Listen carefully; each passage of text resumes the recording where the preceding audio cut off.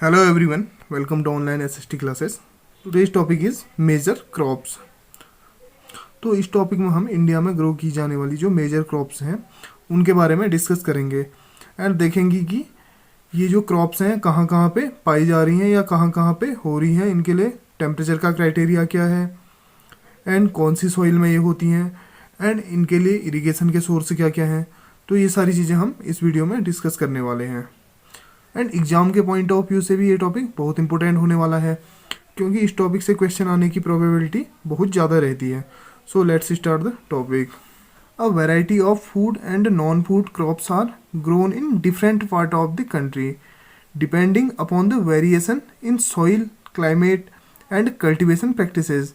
Major crops grown in India are rice, wheat, millets, pulses, tea, coffee, sugarcane, oil seeds, cotton and jute. तो ये सारी crops जो आप देख रहे हैं, राइस, वीट, मिलेट्स या जो भी हैं, ये सारे जो क्रॉप्स हैं इंडिया में मेजरली ग्रो किए जाते हैं। So first crop is rice. तो राइस के बारे में बात कर लेते हैं हम। It is the staple food crop of a majority of the people in India. Our country is the second largest producer of rice in the world after China. तो राइस जो है इंडिया में मोस्ट ऑफ द पीपल या कह सकते हैं अधिक से अधिक लोगों द्वारा यूज किया जाने वाला क्रॉप है या कह सकते हैं फूड है। तो इसीलिए हम इसको फर्स्ट नंबर में रखते हैं राइस को, जो कि इंडिया में सबसे ज़्यादा यूज किया जाता है या ये कह सकते हैं ये फूड क्रॉप सबसे ज़्यादा यूज की जाती है। एंड जो इंडिया है वो चाइना के बाद सेकेंड नंबर में आता है राइस का प्रोडक्शन करने में या कह सकते हैं राइस को ग्रो करने में। It is a kharif crop which requires high temperature above 25 degree Celsius and high humidity with annual rainfall above 100 centimetre. So जो ये राइस है ये क्या है, खरीफ क्रॉप में आती है। जैसे कि प्रीवियस वीडियोस में भी हम ये डिस्कस कर चुके हैं, रबी क्रॉप, खरीफ क्रॉप एंड जो जायद क्रॉप है उसमें हमने जो क्रॉप्स हैं उनका डिस्ट्रीब्यूशन कर लिया था।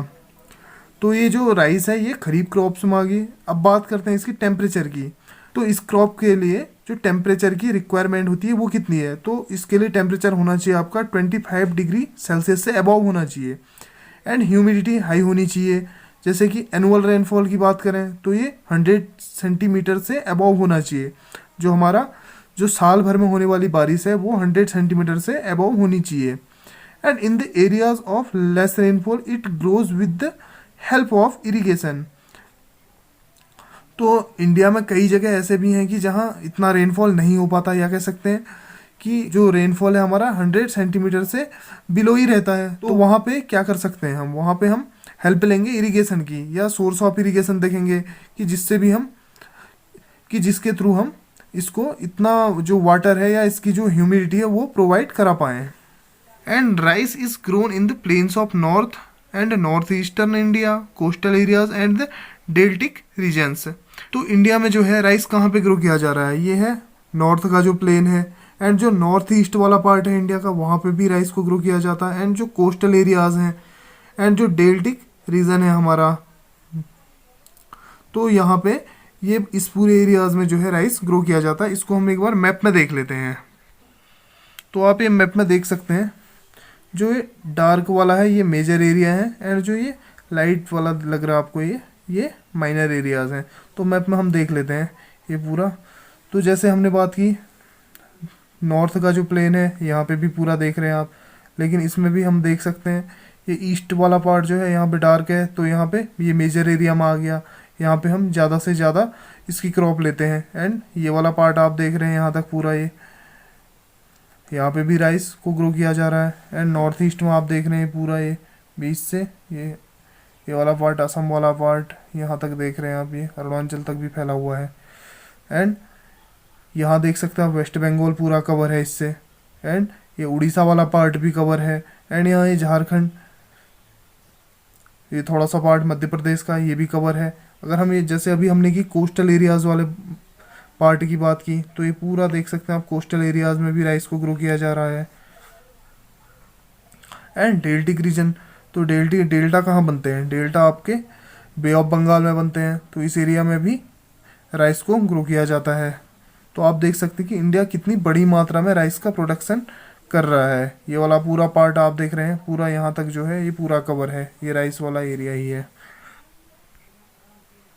And development of dense network of canal irrigation and tubewells have made it possible to grow rice in areas of less rainfall such as Punjab, Haryana and western UP and part of Rajasthan.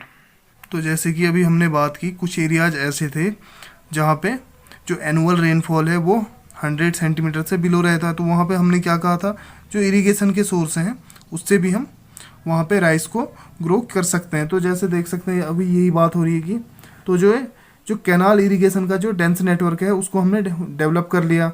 तो उसके कारण क्या है, जैसे उसमें ट्यूबवेल हो गया या कैनाल हो गई, तो इससे जो है जैसे ये कुछ एरियाज़ हैं पंजाब, हरियाणा या western UP and some part of Rajasthan, तो यहाँ पे जो है राइस को ग्रो करना पॉसिबल हो पाया है। किससे? कैनाल इरिगेशन है या ट्यूबवेल है, तो जो इरिगेशन के सोर्स हैं या कह सकते हैं फाइनली हम, इससे जो है इन एरियाज़ पे भी राइस को ग्रो करना पॉसिबल हो पाया है। तो अब बात कर लेते हैं हम सेकेंड क्रॉप की, जो इंडिया में जो है सबसे फर्स्ट नंबर में तो होगी हमारा राइस हो गया, सबसे ज़्यादा जो ग्रो किया जा रहा है। उसके बाद आ गया वीट हो गया या कह सकते हैं गेहूँ हो गया। सो इसके बारे में हम डिस्कस कर लेते हैं। This is the second most important cereal crop.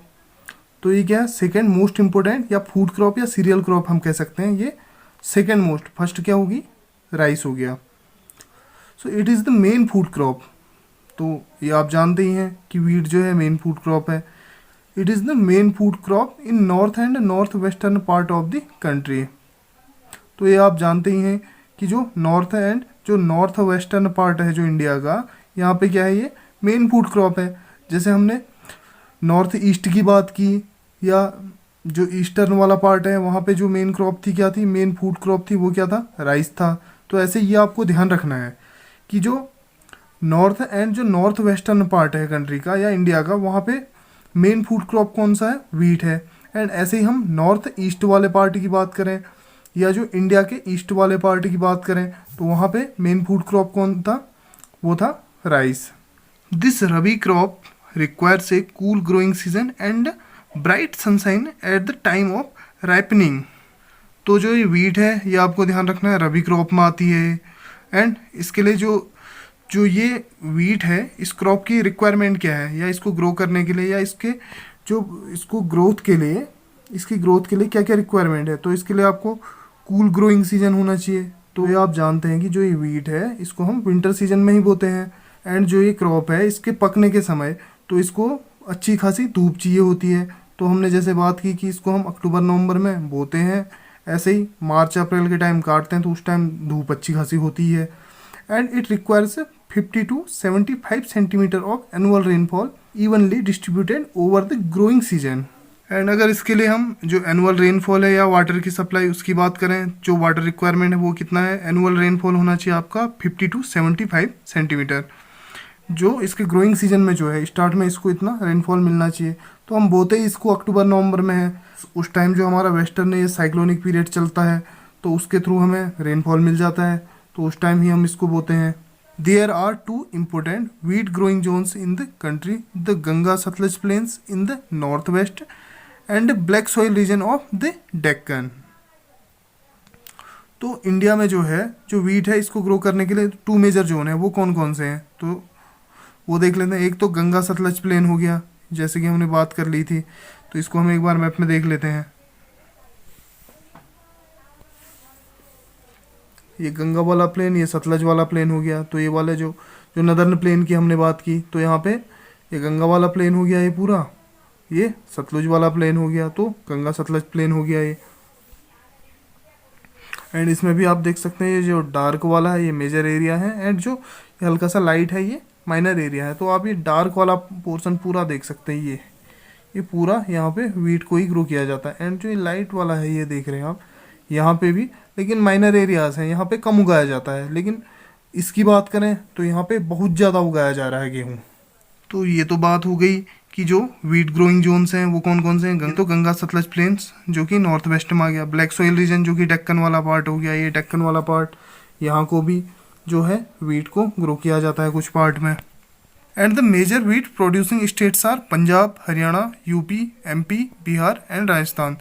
Question अगर आपसे ये पूछा जाता है कि जो मेजर व्हीट प्रोड्यूसिंग स्टेट्स कौन कौन से हैं इंडिया में, तो वो कौन कौन से हैं? Punjab, Haryana, UP, MP, Bihar and Rajasthan वाला पार्ट।